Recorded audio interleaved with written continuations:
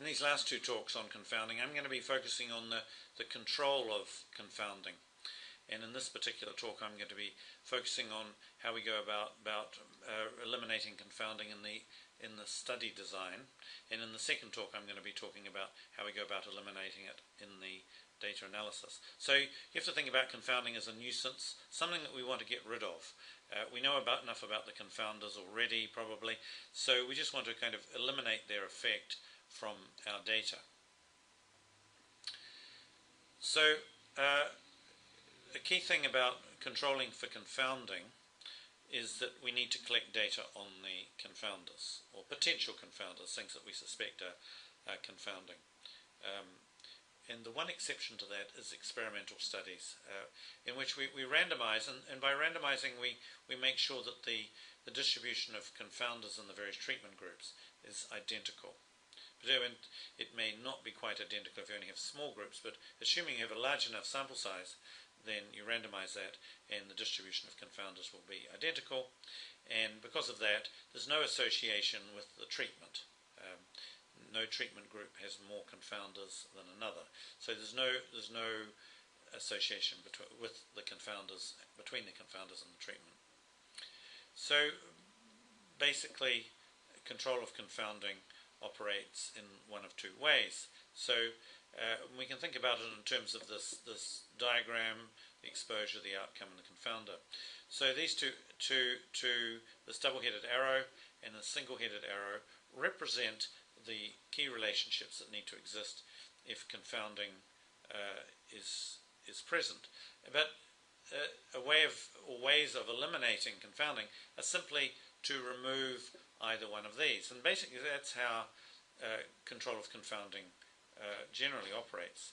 So in cohort and experimental studies, basically the methods to control confounding operate by eliminating the exposure of interest, confounder correlation, and I just described how we do that with randomization.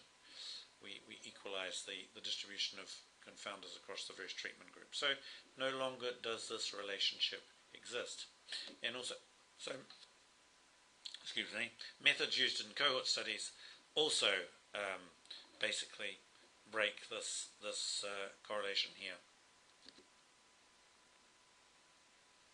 So the other way of controlling confounding, which we particularly use in case control studies, is to eliminate the relationship between the confounder and the outcome. And we'll be describing methods by which we do that. So generally, one could say that in a case control study, if the two groups, the case and control group, don't differ on the distribution of a variable, then that variable cannot be a confounder. And it's you can think about that in terms of an exposure of interest.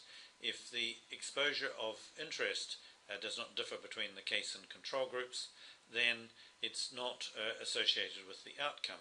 And it's just the same for a confounder. A confounder is really just another exposure, another causal exposure. So I think that if you think about it in those terms, it should be fairly intuitive.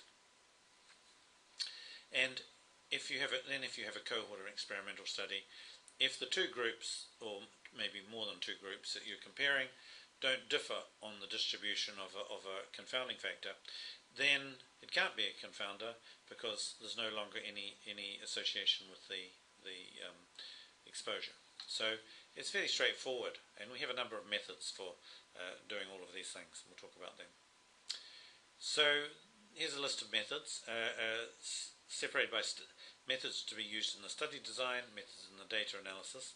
So the key methods in the study design are randomization. We talked about that when we talked about experimental studies, restriction, and matching. Now I'm going to do an introduction to matching in this talk, but we are going to go into a lot more detail, but that's going to be in a future talk after I've covered the topic of random error, because definitely matching will make a lot more sense once we've talked about random error.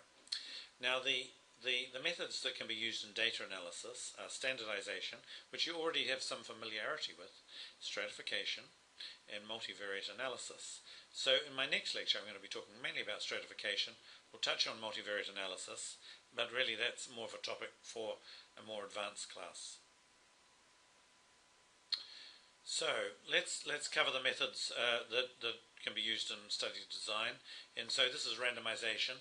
It's I guess it's a recap for you, but it's really only possible in experimental studies when the investigators actually control the exposure. They allocate the exposure.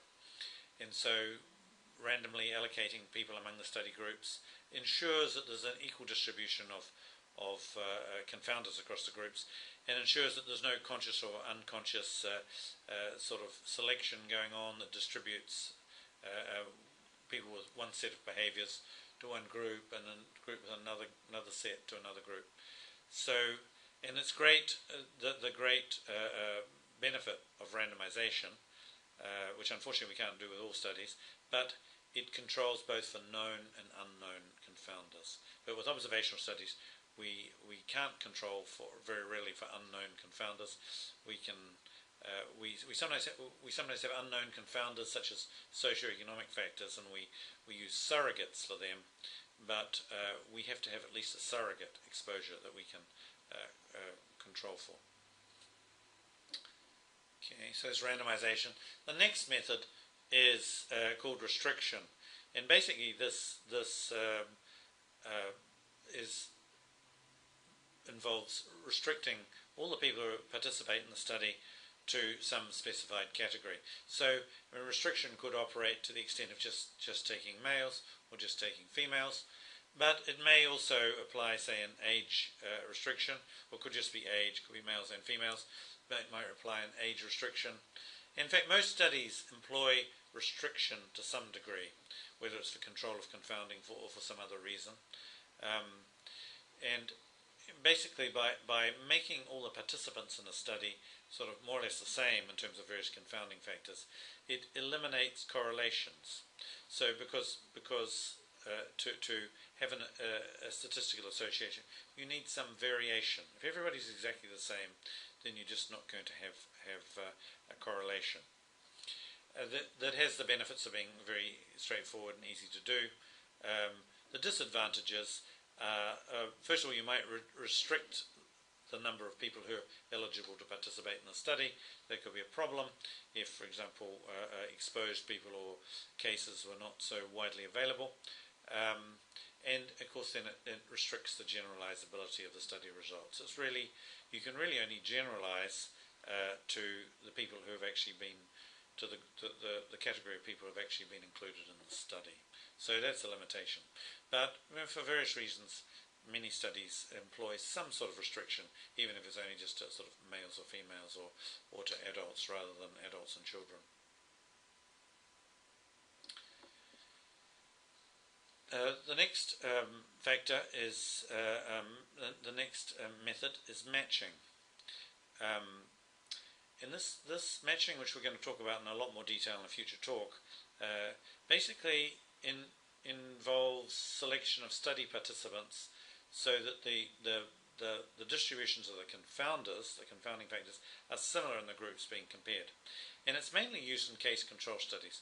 So basically we make the cases and controls similar in terms of the distribution of confounders. So, for example, we might make the proportions of males and females similar in the case group and in the control group. It's much more rarely used in cohort studies for reasons that I'll talk about when I go into matching in much more detail. So there are two types of matching. So there's matching of individual subjects. So you might match a case, individual case, with one or more controls. And then there's frequency matching, where you try and make sure, just generally speaking, that the distribution of, in terms of certain confounding factors, usually only age and sex, that it's similar in the two groups, usually the case and control group being compared, but you don't actually go out of your way to sort of match individual participants, individual cases and controls to each other.